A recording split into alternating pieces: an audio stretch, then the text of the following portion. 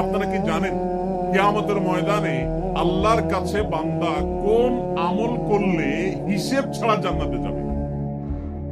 জানেন কেউ? বলতে পারেন কেউ?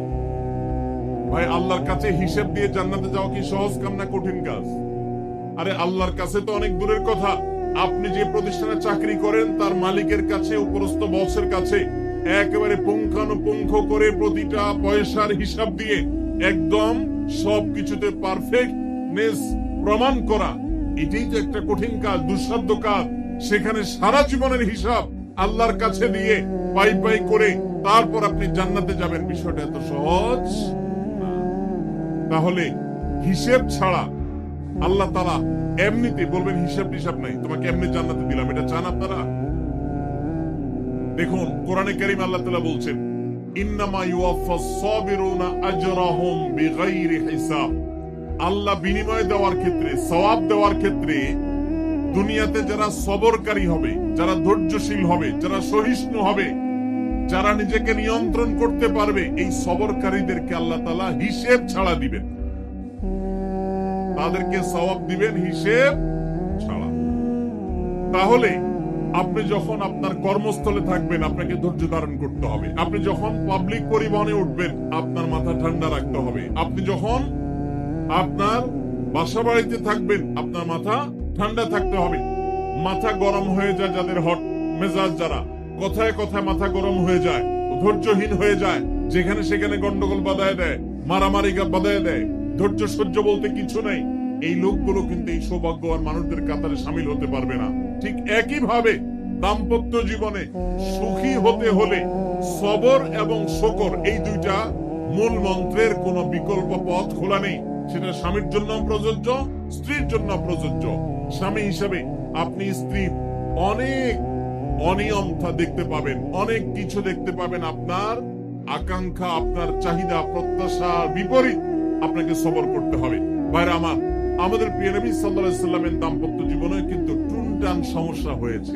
আপনারা মনে করতে পারেন নবী সাল্লাল্লাহু আলাইহি সাল্লামের ঘর, ওনার স্ত্রীগণ সাহাবী, তারা উম্মুল মুমিনিন আমাদের মা, এত মর্যাদাবান মানুষ তারা, তাদের আবার ঝামেলা হয়েছে।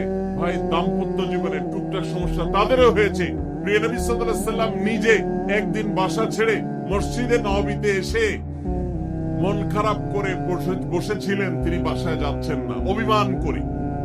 ওমর রাদিয়াল্লাহু তাআলা আনহু বিষয়টা বুঝতে পেরে তার মেয়ে যেহেতু নবী সাল্লাল্লাহু আলাইহি সাল্লামের স্ত্রী, তিনি সেখানে গিয়ে ভেতরে প্রবেশ করে তার সাথে কথা বলে তথ্য উদ্ঘাটন করে সেটা মিটমাট করার ব্যবস্থা করেছেন।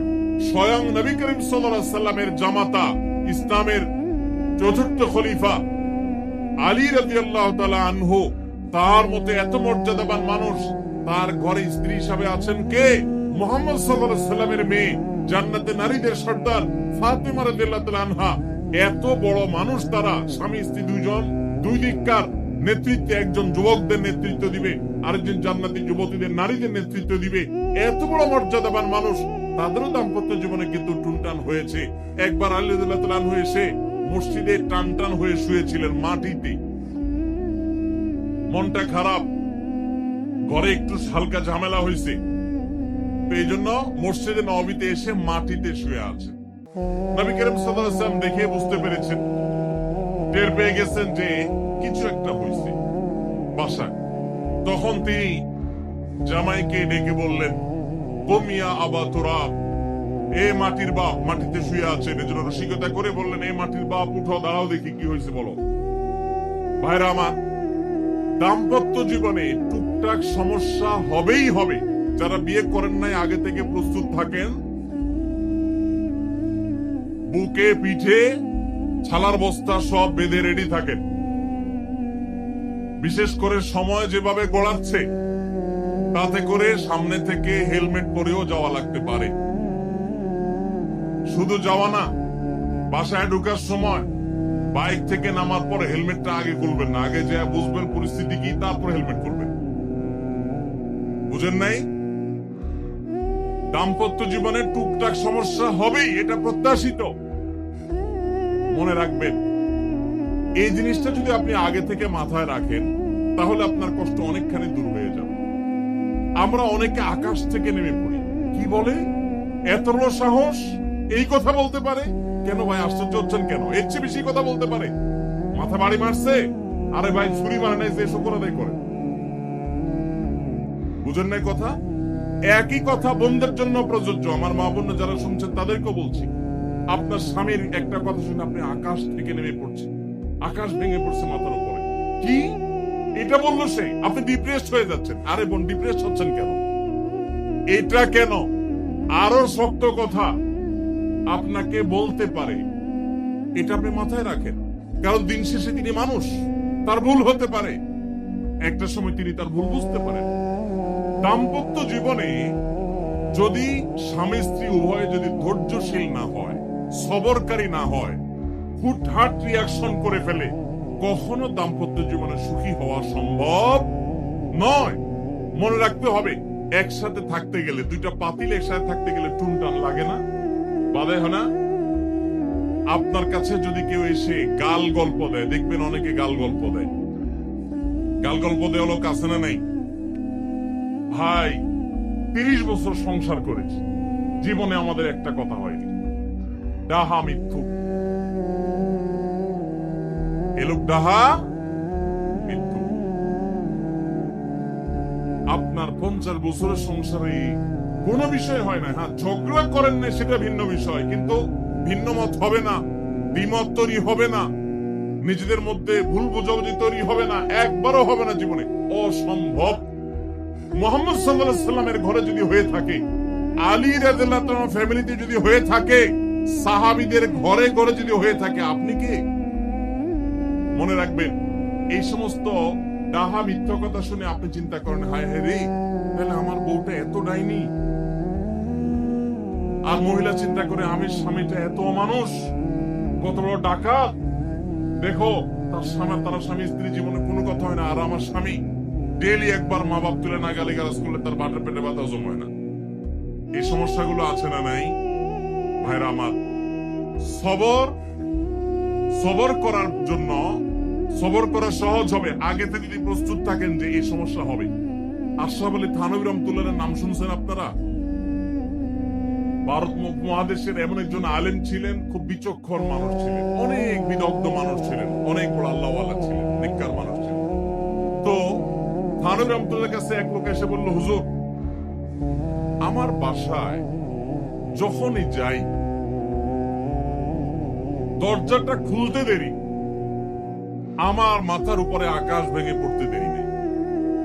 যেটাই করি, বাজার করে এনে তার হাতে দিলেও রাগ, রাখলেও রাগ, আমার সাথে সারাদিন শুধু ঘেউ ঘেউ করে, আর সহ্য করতে পারি না। আমারে কোনো দোয়া দুরুদ আমল শিখায় দেন যে আমার এই বাসার অত্যাচারটা যেন থামে।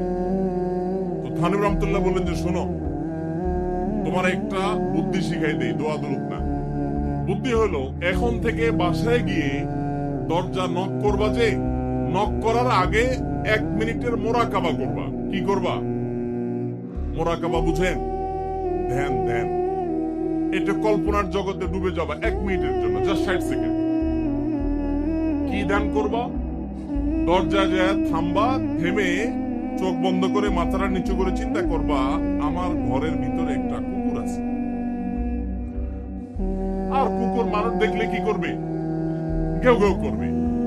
অতএব এটাতে আমার রাগ ভাবতে কিছু নাই। কুকুর কেন ঘেউ ঘেউ করছে এটা জিজ্ঞেস করার তো আরেক বোকামি। অতএব এটা আমি মাথায় কিছু নেব না, ইগনোর করব। কুকুর থাকলে কুকুর তো ঘেউ ঘেউ করবেই, এটা চিন্তা করে এরপরে বিসমিল্লাহ পড়ে নক করবা।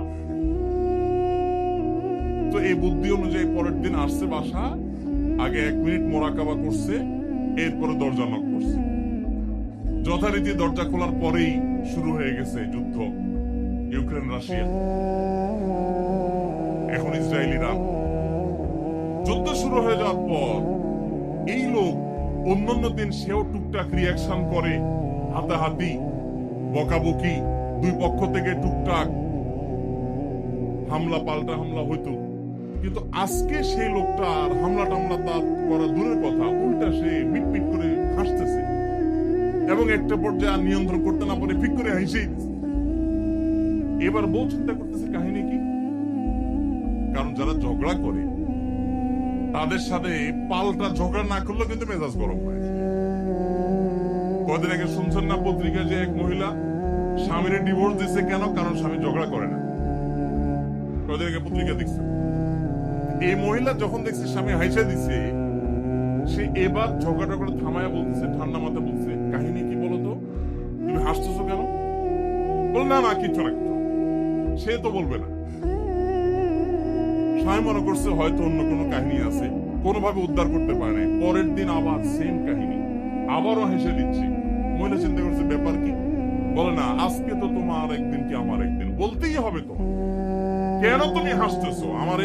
আমার ঝগড়ার বিনিময়ে তুমি ঝগড়া না করে হাসতেছো, অপমান করতেছো। আমার ঝগড়ার কোনো দাম নাই? আমি কি কথা বলতেছি না, এগুলো কোনো মূল্য নাই? যখন যেতে যাচ্ছে এবার বলতেছে, শোনো তুমি যেহেতু জোরই করতেছো, তাহলে আমি বলি, আমি গেছি এক হুজুরের কাছে, হুজুর আমাদের বুদ্ধি শিখিয়ে দিছে, আমি সেই বুদ্ধি অনুযায়ী চিন্তা করি। এখন আমি চোখের সামনে যখন চিন্তা করি যে কুকুর গেউ করতেছে, আমার হাসি আসে। ও চিন্তা করে, কি বললা তুমি? তাহলে তুমি এই মনে করো আমারে? এবার থেকে বেচারে ঝগড়া করার আগেই তা থেমে যায়, চিন্তা করে হায় হায় আমি ঝগড়া করলে তো সে মনে মনে আমার ওইটা চিন্তা করে। বুঝতে পারছেন? দাম্পত্য জীবনে একটু বুদ্ধিশুদ্ধি করে না চললে, শুধুমাত্র সোজা হয়ে দোয়া দরুদ পড়বেন আর সব সোজা হয়ে যাবে, শুয়ের মধ্যে তো সোজা না। একটু বুদ্ধিশুদ্ধি খাটায় চলতে হয় এবং সবর করতে হয়। এই যে ভদ্রলোক যদি সবর না করতেন, তাহলে মারামারি কাটাকাটি করে কখনো সমাধান হয় না। স্বামী স্ত্রী উভয়কেই আমরা এই যে ঘটনা বলেছি, এই ঘটনার মাধ্যমে কাউকে ছোট করা উদ্দেশ্য না, জাস্ট বোঝানো উদ্দেশ্য। এটা বিপরীত দিক থেকেও হতে পারে যে আমরা সবর করতে হবে দাম্পত্য জীবনে। তাহলে আগে থেকে যদি এই ঘটনা বলার উদ্দেশ্য হলো যে এই ভদ্রলোক আগে থেকে যখন অপেক্ষা করছে যে হ্যাঁ অনাকাঙ্ক্ষিত কিছু হতেই পারে, তখন এটার জন্য প্রস্তুত থাকার কারণে আর তার ঝামেলা বাড়ে নাই, বরং কমছে। এখন আপনি যদি আগে থেকে প্রস্তুত থাকেন, দাম্পত্য জীবনে টুকটাক সমস্যা হবেই। দুই ঘরে দুইজন মানুষ একসাথ হয়েছি, বহু কিছুতে গরমিল হবে। অতএব আমরা সবর করব, ধৈর্য ধারণ করব, ভালো দিনগুলো দেখবো। নবী সাল্লাল্লাহু আলাইহি সাল্লাম বলেছেন, তুমি তোমার স্ত্রীর কোনো কিছু দেখে যদি রাগান্বিত হও, তুমি তোমার স্বামীর কিছু দেখে যদি মেজাজ গরম হয়, তো মনে রাখবা তার অনেক গুণ আছে যেটা দেখলে তোমার ভালো লাগা কাজ করবে। কারণ একটা মানুষ এমন নাই পৃথিবীতে যার সব গুণ খারাপ, একটা